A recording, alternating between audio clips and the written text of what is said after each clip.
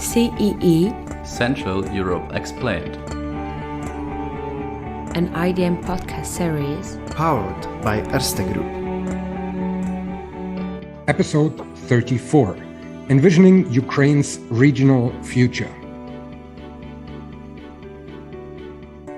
On 24th of February 2022, the Russian Federation started a full-scale invasion of Ukraine. As a global attack against peace, the momentous decision has led to major changes in the power structures we've known for the past 70 years. Shocking the entire world, this unjustified war of aggression brought back a sense of unity within the European Union. On 28th February, Ukrainian President Volodymyr Zelensky signed an official application for the EU.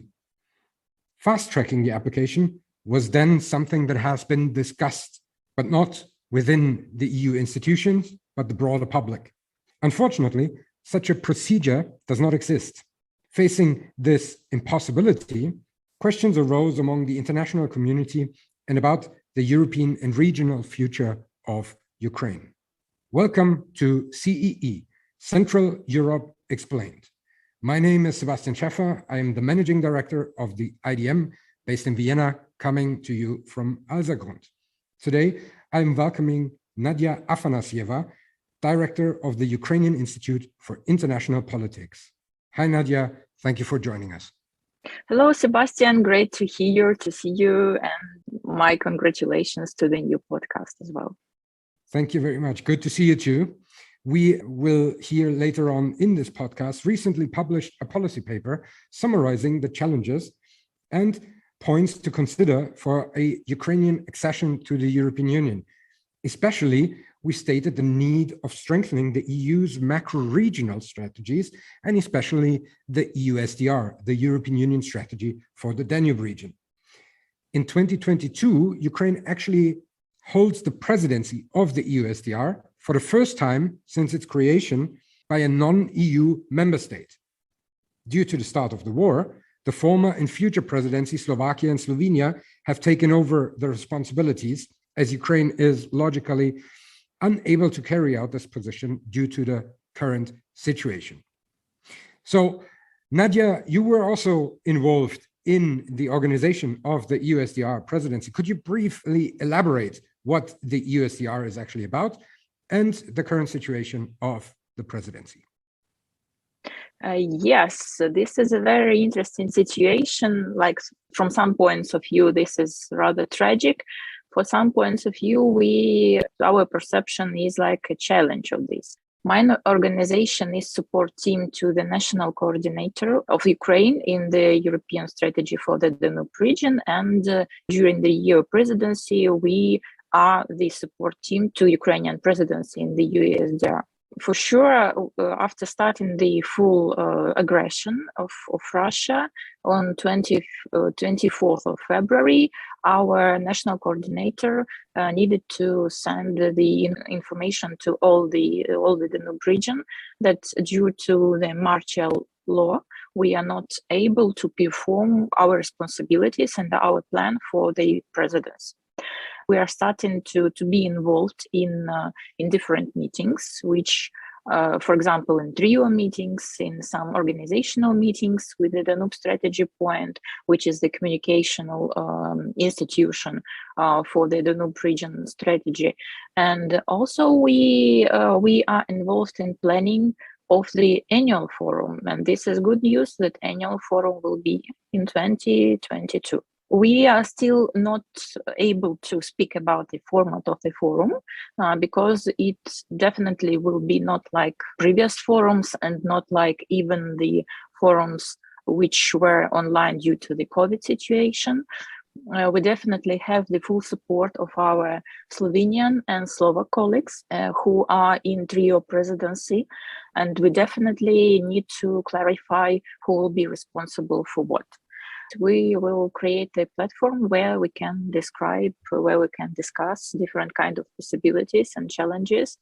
And we definitely can discuss here about the possibilities which are connected with the new candidate status of Ukraine, which we plan to receive already in June 2022.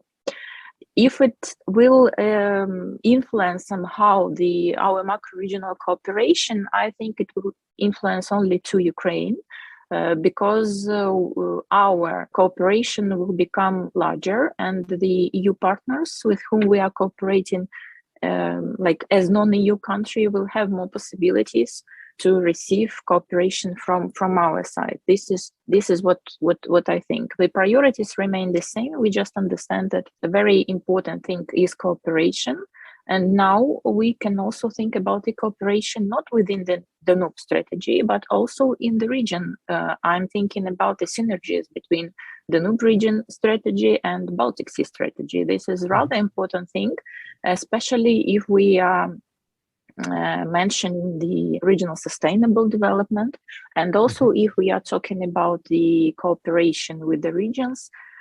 The probability to cooperate even more active with the regions rises when more Ukrainian regions are involved. Nadija, maybe just to inform our listeners also, which regions are currently participating in the EUSDR from the Ukrainian side, and which would be the regions of these, so to say, enlargement for the macro-regional strategy that you have mentioned? And additionally to that, why are we arguing that this is a short-term measure better suited than the rather long-term process of Ukraine becoming an EU member country? Here we can say about 4 regions. At first, these are Chernivtsi region, Ivano-Frankivsk region, Odessa region, and Zakarpattia, Transcarpathia region. These are 4 regions we have in the Danube strategy already for years, like from the start of its creation. We also are now thinking about another regions, which are Lviv, Vinnytsia, Khmelnytsky, Ternopil and Kirovograd. These are regions which has the, like, if we can say, the border with the regions which are already directly involved in the Danube strategy. So if we are talking about the priorities of the Danube strategy, we can say about the ecology, which also influence the neighbor territories as well. We can say about the experience of this region, which I mentioned you, and sometimes they can offer better cooperations with the EU partners as well, because they already have some more experience. And if we are talking about the common approach and common participation in the projects, probably it will be rather useful for the strategy to have these regions on board. And if talking about the international cooperation with this region, here we need to mention also the probability that if more regions are involved in the strategy, the more projects could be generated by the Ukrainian partners. And also here is the case with the candidate status of Ukraine. Here it plays a rather good role concerning the open of the new sources of new funds, and more regions could be involved in the projects and could have the good experience in participating in these funds. I also was thinking that probably if we are talking about so many regions of Ukraine, we probably can think about the whole territory of Ukraine. Doesn't matter whatever these are the regions which are closer to Danube or rather far, because some of the priorities, a wide priority, which could be also, for example, Ukraine has Dnipro River together with the Danube River. And if we are talking about navigation, for example, and in increasing the level of navigation, the level of economic activity due to navigation, which is now very actively discussed, that we can just substitute the navigation ways by some railways and other things. If we are talking about the economic activities and some huge tracks which are like damaging the road sometimes. So here we need really to discuss the possibilities. Like the main thing is to wide possibilities, and we all understood that cooperation is the main point of the Danube strategy as well. And in general, like in new challenges, we also can see the very clear pluses of the cooperation, where the cooperation was, where we have strong partners. And here we can say about the support of the twin cities, for example. So just as experience, I can say that twin cities, the regions to regions have a very good connection now. And it was installed before the invasion. And now they are very active in some humanitarian things, in some support of the military staff, and different kind of things which are not connected with the national level, some kind of arms and high level of the discussion. So to stress one more time, the idea behind the arguments that we are making is that the macro-regional strategy should not replace a candidacy, and also ultimately, of course, not a membership in the European Union, but it's much better suited to do that on a short-term basis. Now, you have mentioned that Ukraine could actually become a candidate already in June. I hope that it will happen, but maybe it's a little bit too optimistic, given the fact that we know the reluctance of some EU member countries when it comes to other potential candidate countries. Nevertheless, what would you say is already now a benefit from this, at least potential candidate status? Because since the start of the Eastern Partnership in 2009, this is the first time that it has been actually officially recognized that target countries of this Eastern Partnership are eligible to become members. Yes, definitely. We can say about the possibility of faster development. What are the criteria, different kind of political, economic criteria of the EU membership? For us, we clearly understand that it's rather a long way for us. We are participating in the questionnaire from EU together with the government, and we perfectly can see where are the gaps for our reforms. And we can take it, for us, we can take it as a list of tasks, what should be done. We can say it already, and it's even like only the first step in our way to the membership. So we definitely do not have any kind of rose hopes that it will be like in a year or in half of the year or tomorrow. But we clearly understand that we have very good reforms which are connected, which are serving in the digital field. We sometimes can even have a very good experience, like to show best practices to our European partners. We have a rather good decentralization reform, and I think that the majority, which now the Russian invasion showed us the result of the decentralization reform, when the local authorities are refusing to collaborate with the Russian invaders. Practically, this is the good result of the decentralization reform, that those people who are voted by people, not pushed there from the central authorities or somehow by the local elites, and they are staying there and waiting till invaders will come. So here we have a very good opportunity and very good we can say human resources who actually plays a very important role during the invasion on the local level. We also can say about the candidacy that this could be a rather important legal basis for our reforms, because I can give you an example. If we are talking about any kind of the documents like bureaucracy, like each country has its own, and the EU perfectly understands what does it mean bureaucracy. And we have rather interesting things which is connected with the different kind of letters, official letters, and different kind of the documents we need to approve before the financial system, what was installed due to signing the agreement with the Danube transnational program. And we permanently, when we were trying to do this, we permanently heard what is the legal basis of this financial system. Particularly, we used association agreement in this case. But I definitely think that the candidacy will draw us a very clear picture of where and what should be done.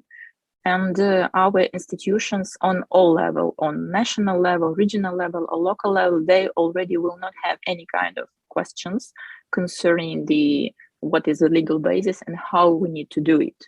They just need to do it. They just need to follow the criteria. They just need to do their work and to reach the goal what is targeted by the central government for the general way. Mm-hmm.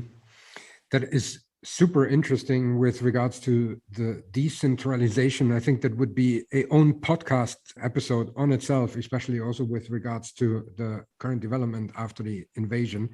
I want to stay a little bit with the cross-border cooperation that you have also mentioned, and also especially the synergies with other, not only macro-regional strategies, but you've now mentioned the DTP, the Danube Transnational Program.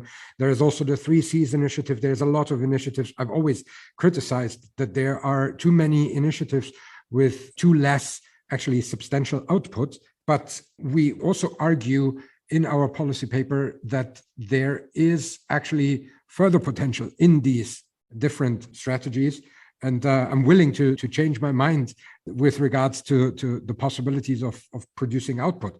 So within all these different other strategies and initiatives in the region, could you elaborate a little bit more how you see their possibilities for a post-war recovery? We hope the war will end soon, and then we need to go into the recovery. You mentioned the infrastructure, but there's much more to that, of course. Where's the possibility? What are the challenges? And what else needs to be done to make them actually more output driven? Well, what is connected with the cross-border cooperation programs, here we have a big change, which is connected with the totally disruption of Russian Federation and Belarus from all cross-border cooperation projects.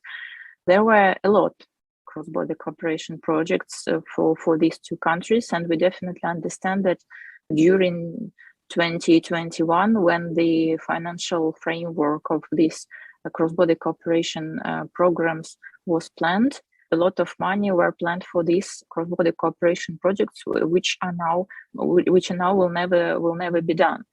And here we clearly understand that we will have some additional pluses to cross-border cooperation projects, which are now on top.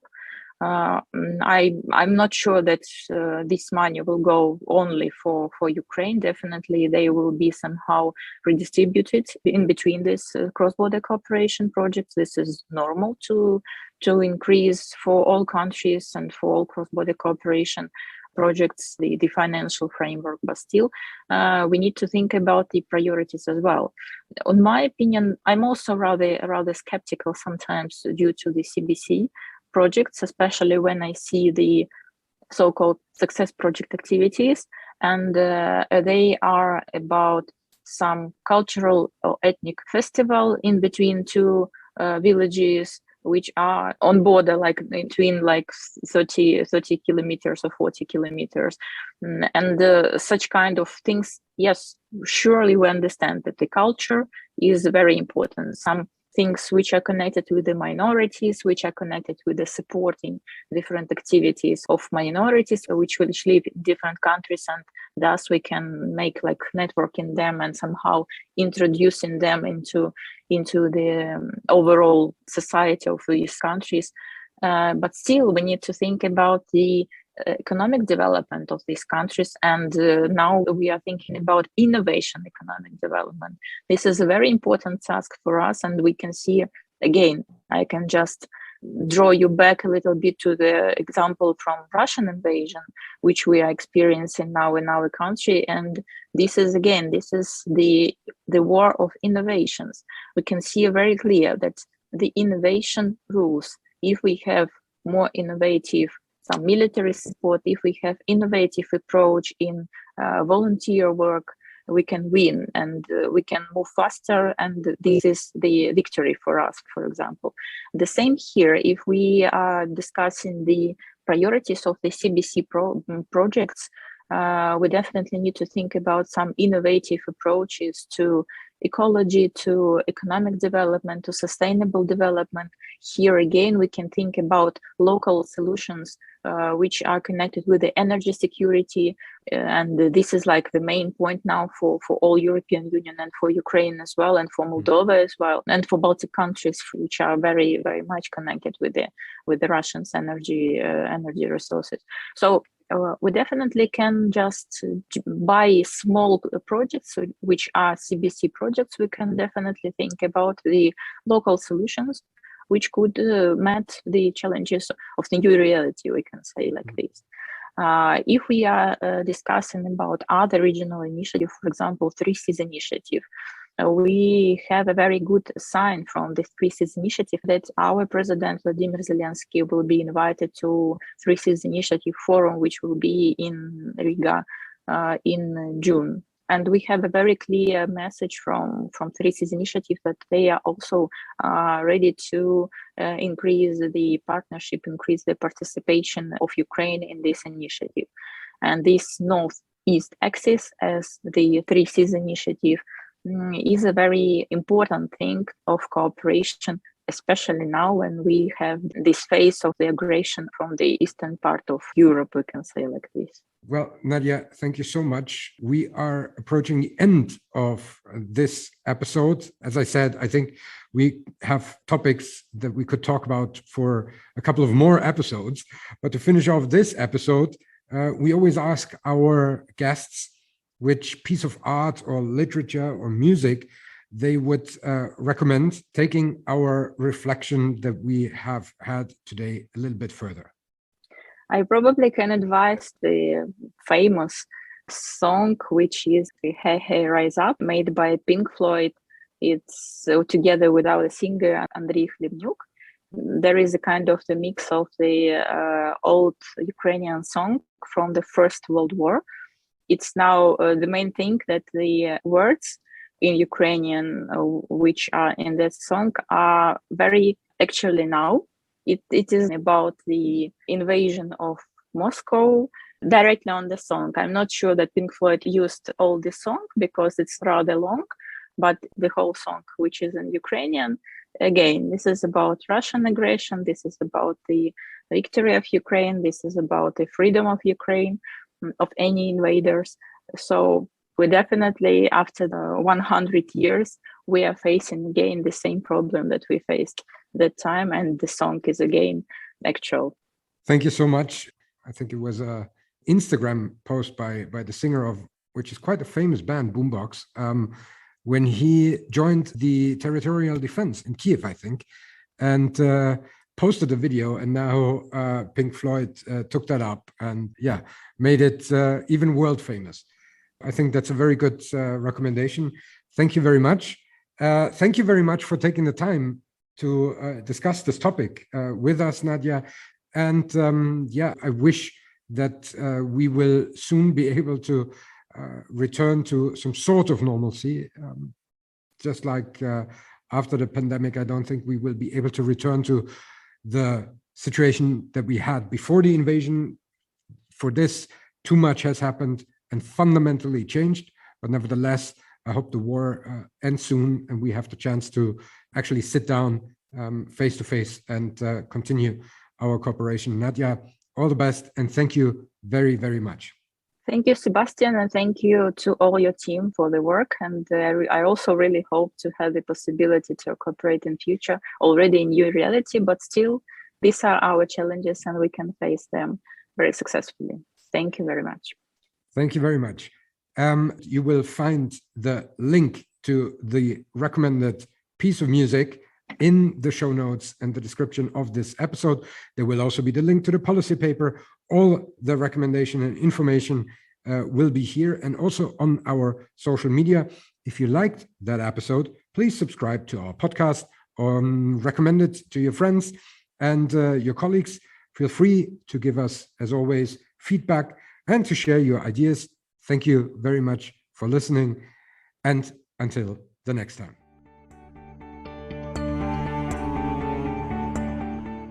So you enjoyed this podcast? Then tune into another CEE episode and subscribe to the IDM podcast series on Apple Podcast, Spotify, Acast, or elsewhere you get your podcast.